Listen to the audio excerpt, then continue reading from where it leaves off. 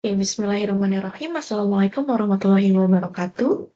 Oke, perkenalkan nama saya Dr. Nadia Asmara Fadila. Saya adalah seorang mahasiswi dari jurusan Magister Administrasi Rumah Sakit di Universitas Muhammadiyah Yogyakarta. Oke, hari ini kita akan melakukan review terhadap sebuah artikel jurnal yang berjudul Lean Six Sigma in Healthcare, a Systematic Literature Review on Motivation and Benefits. Oke, alangkah baiknya sebelum kita melakukan review dari sebuah artikel, kita mengenali dulu artikel apa sih yang akan kita review pada hari ini. Jadi, untuk artikel jurnal yang akan kita review pada hari ini, seperti yang sudah saya sebutkan di awal, berjudul Lean Six Sigma in Healthcare, a Systematic Literature Review on Motivation and Benefits. Jadi, untuk artikel jurnal ini sudah tertanggal fokus di satu dengan jumlah citasinya sebanyak 48 dan dipublikasikan pada tahun 2022. Oke, kemudian apa sih yang melatar belakangi dibuatnya artikel ini? Jadi latar belakangnya itu adalah adanya keterbatasan terkait dengan literatur atau penelitian terkait dengan aplikasi atau penggunaan dari metode Lean Six Sigma, terutama di fasilitas pelayanan kesehatan dalam beberapa waktu terakhir. Nah, kemudian metodologi apa yang digunakan pada penelitian ini? Yakni adalah systematic literature review. Jadi nanti para peneliti pada penelitian ini akan mengumpulkan beberapa penelitian pada beberapa waktu terakhir untuk dirangkum dan disimpulkan. Nah, pada penelitian ini dilakukan pengumpulan jurnal artikel dalam waktu satu dekade terakhir sebelum penelitian ini dipublish, yaitu pada tahun 2011 sampai 2021, di mana para peneliti ini akan mengumpulkan beberapa penelitian melalui Web of Science, Scopus, Google Scholar, dan juga Medline Database. Oke, lalu hasilnya apa sih yang ditampilkan pada penelitian ini? Jadi ada tiga hasil utama yang ditampilkan pada penelitian ini. Yang pertama adalah terkait dengan tren publikasi, di mana publikasi terbanyak itu mencapai puncaknya pada tahun 2018, yakni sebanyak 26 artikel, kemudian pada tahun 2019 sebanyak 29 artikel, dan pada tahun 2020 sebanyak 25 artikel.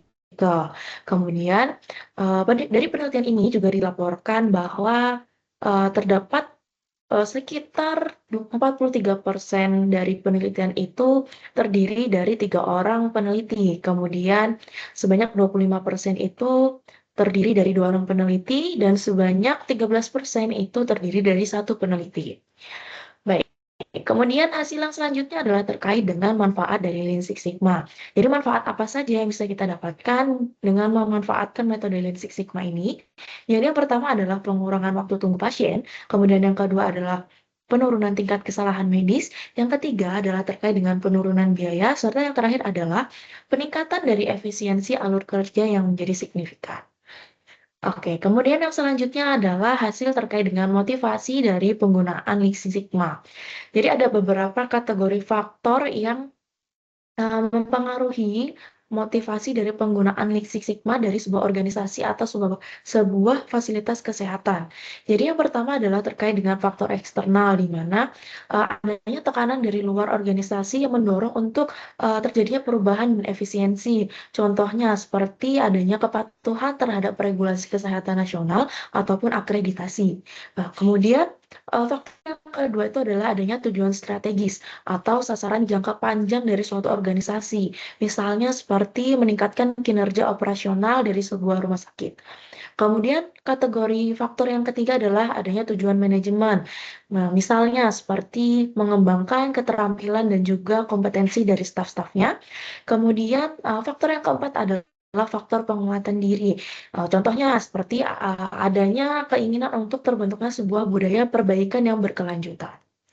Oke, kemudian kesimpulannya apa dari penelitian ini? Jadi kesimpulannya itu adalah adanya implementasi dari Lean Six Sigma dalam pelayanan kesehatan itu didorong oleh sebuah motivasi yang kompleks dan saling berkaitan satu sama lain yang akan terus berkembang seiring dengan berjalannya waktu. Nah, metodologi ini terbukti efektif untuk mengatasi tantangan atau suatu masalah yang spesifik yang ada di layanan kesehatan, sekaligus bisa memberikan peningkatan yang terukur dalam efisiensi dari operasional, kualitas perawatan pasien, dan juga kinerja organisasi. Nah, kemudian apa yang kelebihan dari penelitian atau jurnal ini? Jadi kelebihan yang pertama adalah terkait dengan metodologi yang digunakan, yakni adalah sistematik literatur review yang ketat dan memastikan adanya validitas dan memungkinkan replikasi ilmiah. Kemudian yang kedua, cakupannya komprehensif, yakni mencapai 1 dekade atau 10 tahun terakhir sebelum artikel jurnal ini dipublikasi. Nah, kemudian yang ketiga adalah struktur penelitian yang jelas, di mana pertanyaan penelitian itu terdefinisi dengan baik. Kemudian yang selanjutnya adalah relevansi yang praktis, di mana di sini bisa memberikan rekomendasi yang dapat diterapkan langsung oleh tenaga kesehatan maupun manajer atau pimpinan dari suatu fasilitas kesehatan. Kemudian, kelebihan yang terakhir adalah buktinya terperinci, di mana penelitian ini menyediakan manfaat baik itu secara kuantitatif maupun secara kualitatif yang konkret. Kemudian yang selanjutnya adalah terkait dengan kekurangan atau keterbatasan dari penelitian ini. Yang pertama adalah cakupannya terbatas. Jadi penelitian ini tidak mengikut sertakan atau mengecualikan terhadap literatur yang anggapannya masih abu-abu. Sehingga dia menghilangkan wawasan tambahan yang sebenarnya itu bisa menjadi tambahan yang penting untuk sebuah penelitian. Kemudian yang kedua adalah tantangan generalisasi, di mana dalam suatu fasilitas kesehatan itu memiliki sistem yang kompleks, sehingga membuat hasil penelitian ini sulit untuk digeneralisasikan. Kemudian yang ketiga adalah kesenjangan dari hubungan kausal. Jadi sebelum sepenuhnya dari penelitian ini tuh mampu menjelaskan terkait dengan hubungan sebab akibat antara motivasi dan juga perilaku dari sebuah organisasi.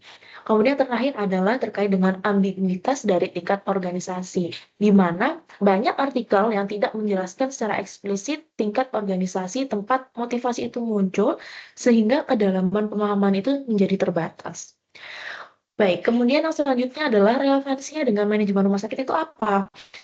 Nah, jadi relevansinya dari penelitian ini dengan manajemen suatu rumah sakit adalah yang pertama terkait dengan perencanaan strategisnya, yakni yang pertama bisa menyelaraskan penggunaan metode Lean Six Sigma dengan tujuan organisasi. Kemudian relevansi yang kedua adalah terkait dengan operasional, di mana di sini bisa mengurangi waktu tunggu, kesalahan, kemudian dapat meningkatkan alur kerja. Kemudian yang ketiga adalah terkait dengan manajemen dari sumber daya, di mana penelitian ini bisa membantu mengurangi biaya dan juga optimalisasi anggaran.